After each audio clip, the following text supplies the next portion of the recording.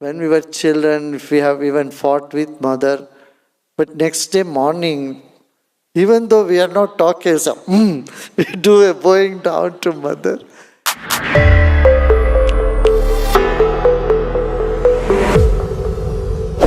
Gurudev, why do we bow down to God or Guru? How does one make this understand to a small child? See, bowing down means feeling the connection and feeling the connectivity, greeting, reverence. So we were all brought up in this country by bowing down to mother, father, and the Guru every day. Guru and God. God comes the fourth place. First comes mother. So I remember when we were children, if we have even fought with mother, but next day morning, even though we are not talking, so, we do a bowing down to mother. Because it is a ritual, you have to do it. Though you have fought with your mother for whatever she didn't agree with you or didn't do for you, but you have to go and do that ritual. You bow down, then you carry on. So like that, it's bowing down is just a culture, or it's just a practice to show one's reverence, one's connectedness, and I think that says it all, connectedness and reverence.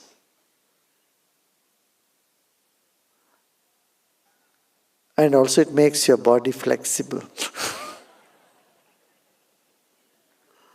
Your body flexible, you can sit even bow down. And it's very different in different countries. In Japan, you bend, stand up and bend half. In India, you go all the way down. If you go to south of India, they prostrate fully. In the West, you just bend your head. Every performance, anyone who performs, they just bend a little bit and show their thankfulness, gratitude, gratefulness. Body language has some significance, and postures and body language is connected. There is one, out of reverence you bend your head, and out of shame people bend their head. When people are ashamed or they did something wrong, what do? They bend their head. This is different. That's a different, body language. But bending in reverence is completely different. Do you see what I'm saying? Yeah? After a show, the artists, they come and do like this. They bend their head and bend like this. This is to show reverence. It appears when you see from outside, it's same as someone who did a mistake bending their head down. It's not so. It's not so.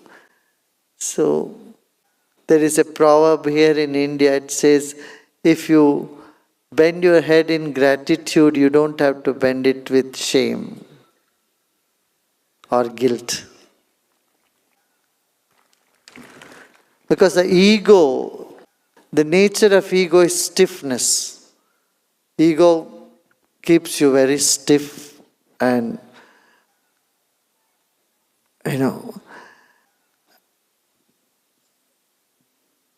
stiff and isolated, disconnected. That is the nature of ego.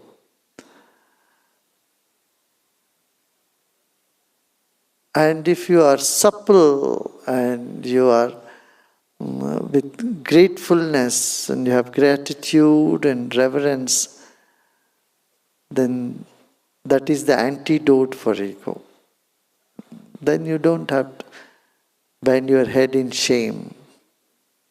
But See, you don't have to do that. You don't have to bow down, you don't have to bend down like this. I'm just telling you about there is something behind it.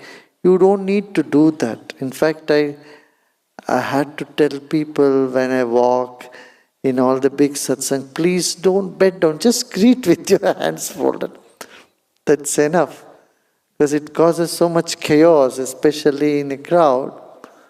Because one is bending down and showing reverence in the traditional fashion. The people behind, they don't see it, they bend. And then it is, people heap on each other and it will create lot of stampede and creation. Difficult for organizers to manage. But these are cultural things, different countries have different ways of greeting. In France, you greet someone with 4 kisses. In India, if you do that, it will be offense. You cannot do that. So these are different. The world is different, Their cultures are different and the beauty in all of them. So there is the proverb, no, be a Roman in Rome. So follow those customs, those traditions which are practiced in those countries. In South Korea, it's very different, right? And what you practice in America is different, what you do in South Korea is very different.